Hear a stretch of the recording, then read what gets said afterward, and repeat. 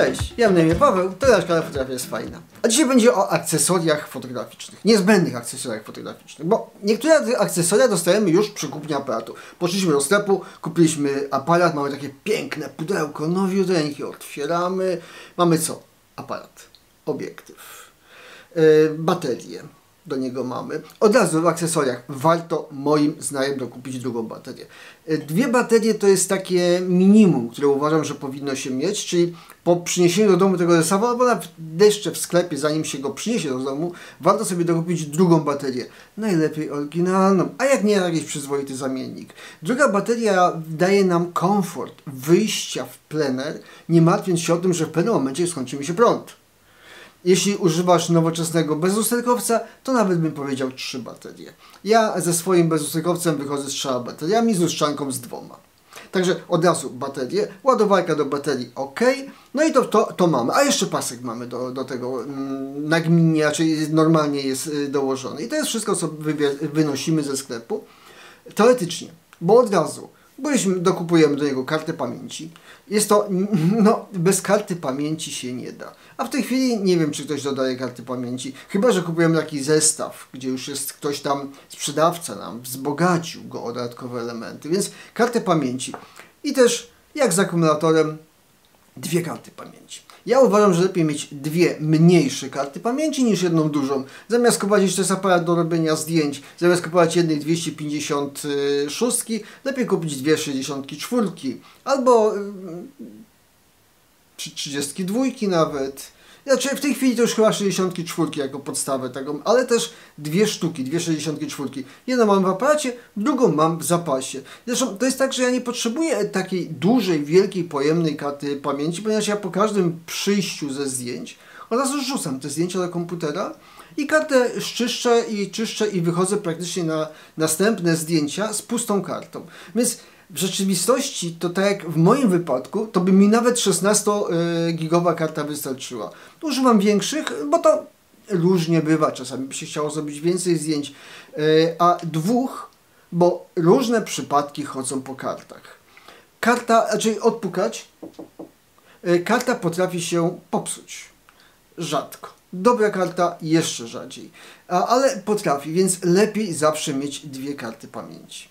To, co ja od razu dokupiłbym, co ja uważam za akcesorium, które jest niezbędne, filtr ochronny. Znaczy, filtry ochronne mają swoich zwolenników i przeciwników. Ja jestem w tych zwolennikach. Uważam, że filtr ochronny przyzwoity, czy nie jest tych najtańszych, przyzwoity na obiektyw trzeba założyć, po to, żeby nie stracić obiektywu. To niedużo trzeba, żeby uderzyło coś.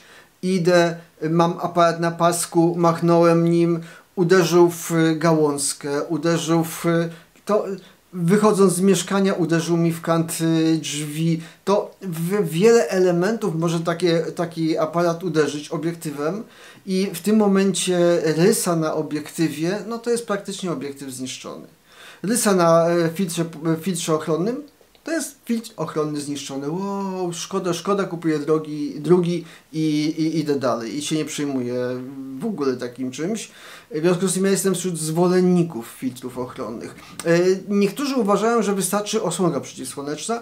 Mamy jeden obiektyw, na którym jest założona osłonka przeciwsłoneczna służąca po to, żeby go nie uszkodzić, tego obiektywu, natomiast filtr też jest założony. Osłonka przeciwsłoneczna jako ochrona przed uderzeniami jest słuszna. Przed kapaniem wody, w momencie kiedy ja robię zdjęcia, w momencie kiedy jest deszcz, jest słuszna. W momencie kiedy mi świeci słońce i ja nie chcę mieć dodatkowych blików, ja w tej chwili nie używam osłonek. Kiedyś używałem, nie wychodziłem z domu bez osłonki przeciwsłonecznej. Dzisiaj przy tej klasy obiektywów, które używam, czyli przyzwoitych obiektywach, praktycznie czy ja mam osłonkę, czy nie mam osłonki, to jest jeden kontrast. One są w środku tak dobrze wytłumione, że osłonka mi nie jest potrzebna. Natomiast ja kocham robić zdjęcia pod światło i w tym momencie osłonka przeciwsłoneczna w ogóle jest pozbawiona całkowicie sensu, skoro ja światło, słońce mam przed sobą i chcę, żeby ono mi weszło w obiektyw. W związku z tym osłonka nie jest przydatna. Także w mojej torbie fotograficznej nie ma osłonki przeciwsłonecznych, żadnej, natomiast tu w szufladzie, w tamtej szufladzie, tam są osłonki i jak spodziewam się deszczu, to zakładam osłonki przeciwsłoneczne, bo wtedy ona nie kapie mi bezpośrednio deszcz na kropelki, nie kapią na soczewkę, powodując rozmycia. Więc osłonka może być, ale i nie używam osłonki jako ochrony obiektywu przed uderzeniami. Natomiast jeśli mówimy już o filtrach, to uważam, że takim niezbędnym filtrem, który powinien się zaopatrzyć każdy, to jest kołowy filtr polaryzacyjny.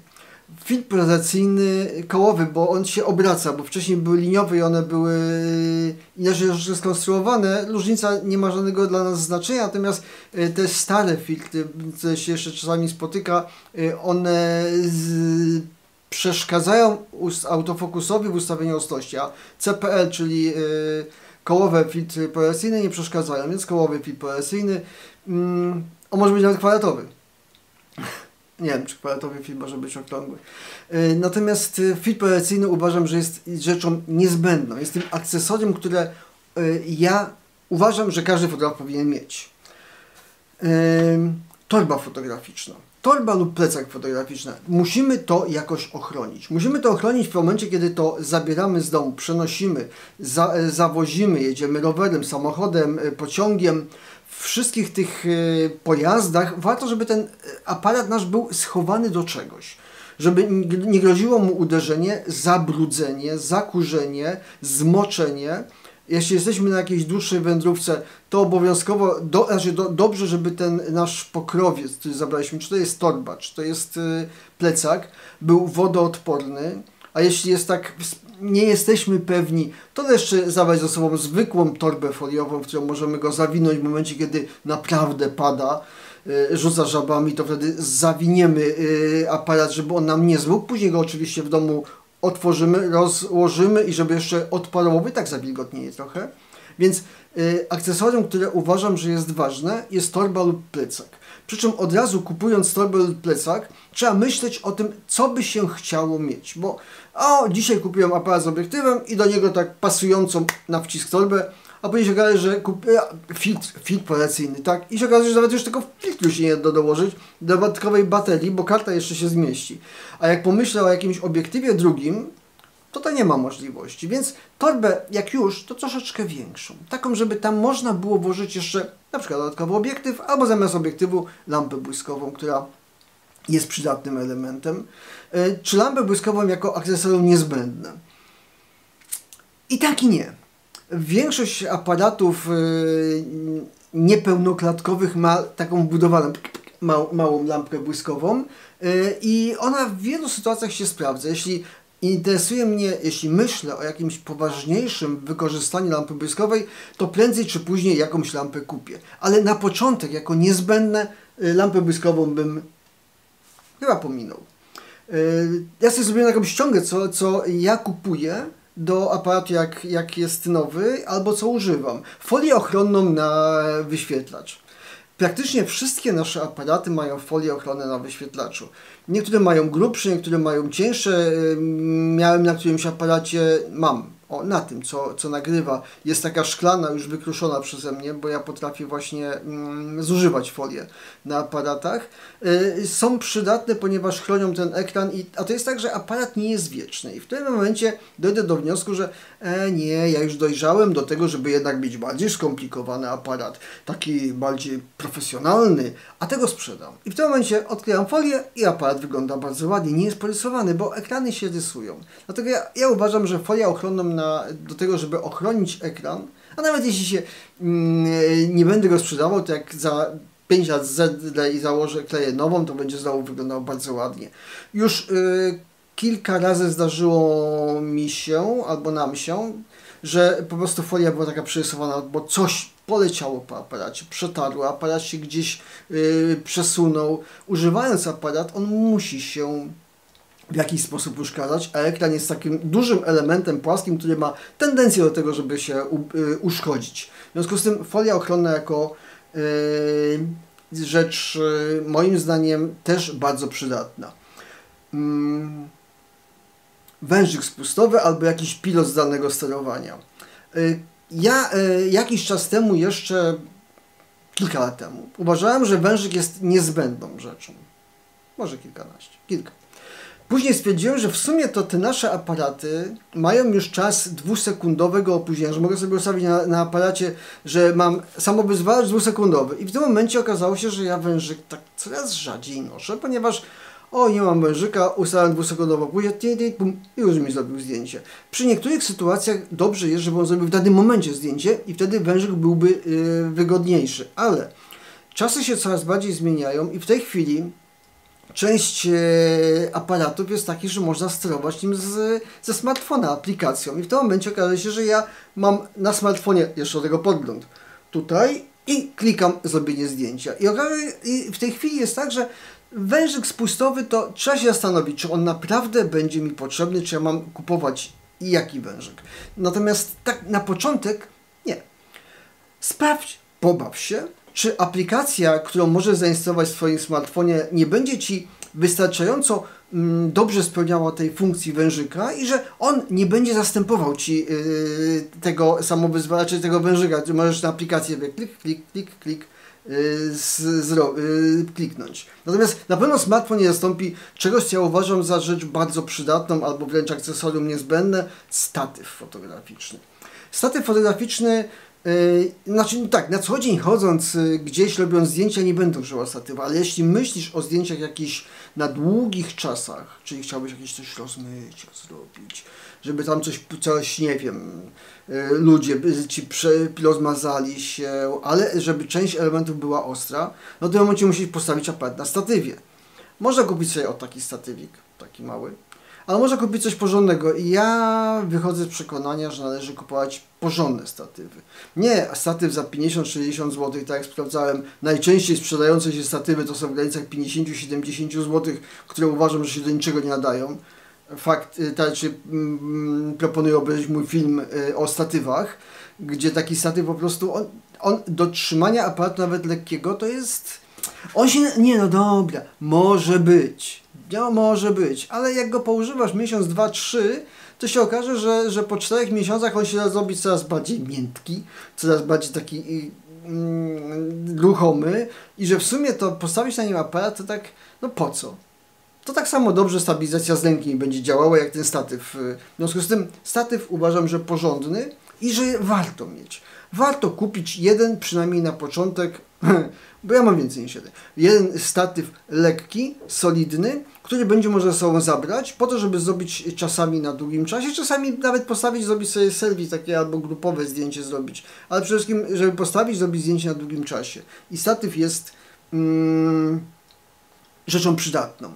Jeśli interesuje Cię fotografia portretowa, to moim zdaniem bardzo przydatnym akcesorium jest blenda fotograficzna. Był film o blendzie 5 w 1. Nie musi być 5 w 1. Z mojego punktu widzenia może być biało i srebrna. To są dwie najważniejsze strony blendy. Natomiast przy portrecie i przy makrofotografii jest to rzecz nie do zastąpienia czymkolwiek. Jeśli myślisz o tych dwóch, makrofotografia lub portret, pomyśl nad blendą. Oczywiście do makrofotografii to wystarczy taka blenda. Do portretu, no tak przynajmniej 100. 120 jest fajniejsza. No i trzeba mieć kogoś jeszcze, kto będzie tą blendę trzymał. To też jest problem. Natomiast przy makrofotografii to blendę taką, czym mniejsza, tym lepsza. Na patyczku oprzesz i ona będzie robiła swoje. To są dwie całkiem różne blendy. Natomiast blenda jako akcesorium fotograficzne, które jest bardzo, bardzo przydatne, uważam, że jest bardzo, bardzo przydatne. Jak tanie wino. Dlaczego tanie wino jest dobre? Bo jest dobre i tanie. Akcesoria do czyszczenia aparatu. Gruszka. I to w sumie to ja nie tak dawno kupiłem taki zestaw za 30 zł. I stwierdziłem, że w sumie to nie jest złe. Mam gruszkę drogą i gruszkę taką, która powiedzmy kosztuje 20 parę i swoje robi. czyli nie zasysa powietrza z przodu, czyli mogę ją dmuchnąć. Ma jakiś tam filterek, żeby miał wszystko śmieciami nie rzucać, a człowiek tu tak nie ma aż dużo śmieci, żeby można było wdmuchać sobie więcej na matrycę. A matrycę czasami warto przedmuchać, bo system automatycznego czyszczenia matrycy w nowych aparatach jest bardzo skuteczny. To jest jeszcze zależy od tego, jaki aparat, jakiej firmy, ale ogólnie są bardzo skuteczne te systemy automatycznego czyszczenia, bo one po prostu włączasz, tak jak ja mam ustawiony swój aparat, włączam go, jak go włączę, to on w tym momencie robi takie matrycą i to coś tam, co by było na matrycy, spada, a pod spodem jest coś klejącego, do czego się przykleja. Ale gruszka przydatna jest. Następnym elementem do czyszczenia są wszelkiego rodzaju ściereczki z mikrofibry. One się zużywają. To można prać, ale po wypraniu ona już nie jest taka, jak była kiedyś. Ich trzeba mieć kilka, żeby nie wycierać brudną, bo to nie ma sensu. Przy czym nie matrycę. Jak się ktoś pomyślał, że ściereczką będzie wycierał matrycę, źle pomyślał. Matrycy nie dotykamy nigdy. Ściereczką wycieramy optykę.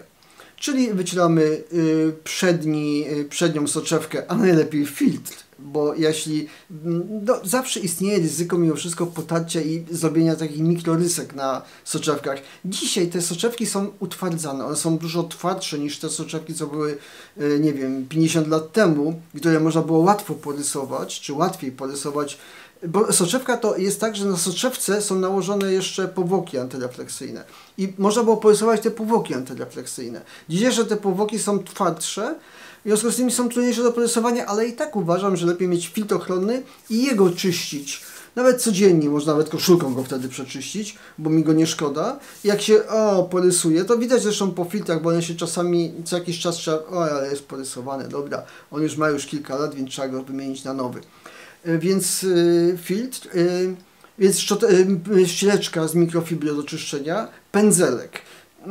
To jest tak, że pędzelek się przydaje właśnie, żeby wyczyścić samą soczewkę, bo tam czasami coś wpadnie, ale też z drugiej strony soczewkę, czyli tą od strony aparatu, którą można przedmuchać, przetrzeć pędzelkiem i najlepiej też nie dotykać.